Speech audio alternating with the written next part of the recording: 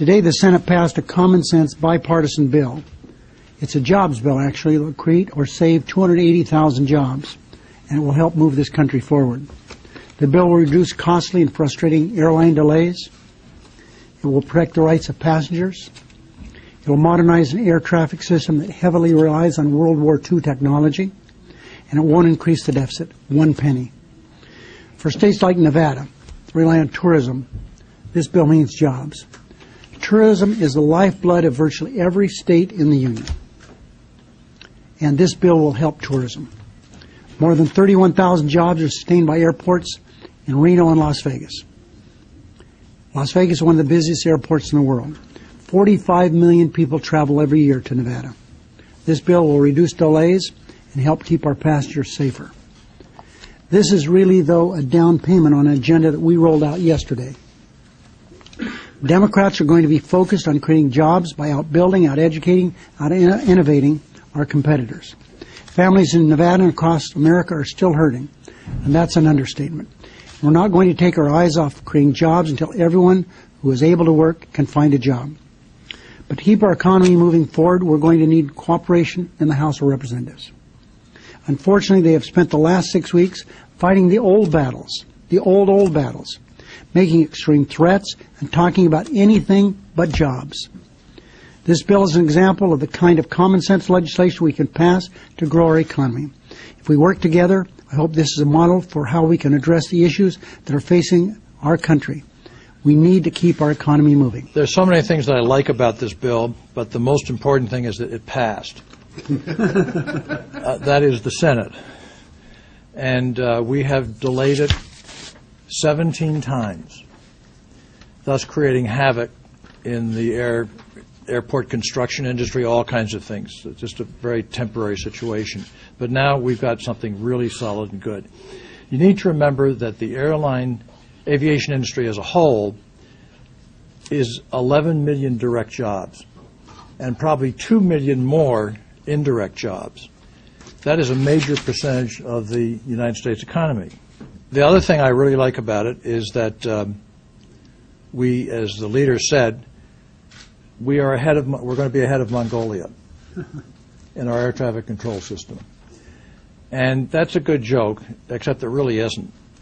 Because for all these years, since the Second World War, maybe before, we've had a radar-based, air traffic control system, which is very vague, which doesn't differentiate how far planes are from each other to either the pilots or to the control towers. So it's very inefficient. It uses up an enormous amount of gas. Now planes will be able to fly in a much more direct path using less gas, being much more planes taking off and landing. And we have the money to do that. And there are already 5 states where it's in effect. Alaska, happily, is one of those. And no state can use it more than Alaska. But it's really a triumph of the bitter battles that get fought over slots. And that is how many planes take off or land at your airport. Some want more, some want fewer. Some want the status quo, some want a lot. This authorization for the Federal Aviation Administration expired in October of 2007, and it has been renewed by short-term extension 17 times until tonight, when it's finally passed the Senate, and we're hoping that it will pass the House of Representatives as well. I want to commend Chairman Rockefeller for bringing it at this moment in time for 2 reasons. First, because it will save or create 280,000 jobs. The American people tell us that's our highest priority. Do something to put America back to work. It's said in my part of the world, in downstate Illinois, that I'm going to clean this up a little bit, any mule can kick down a barn door, but it takes a carpenter to build one.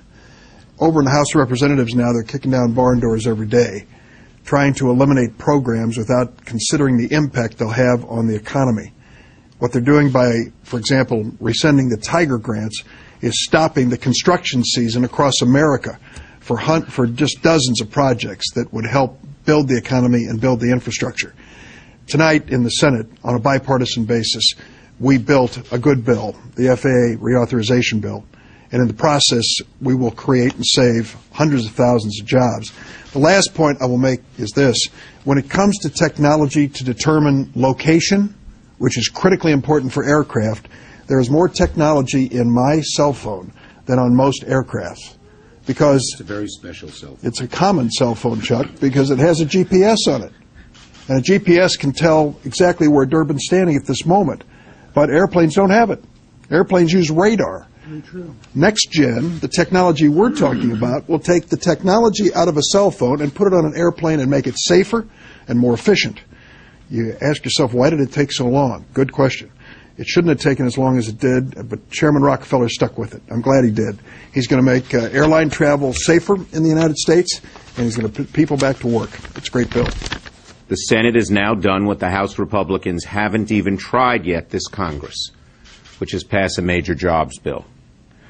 This bill will create or save 280,000 jobs across the country, and the legislation is not just the first leg of our jobs agenda, but the beginning of a Senate that works better for the American people, that is focused like a laser on what average voters are telling us they want, which is jobs and an ability to stretch the middle-class paycheck. It was also the first test of an agreement worked out between the leadership of both parties. As Senator Durbin said, the bill was held up 16 times. But the bill went forward tonight because there was a general agreement that we would allow amendments, and there were plenty, and they wouldn't block the bill. And at least on this maiden voyage, it worked quite well.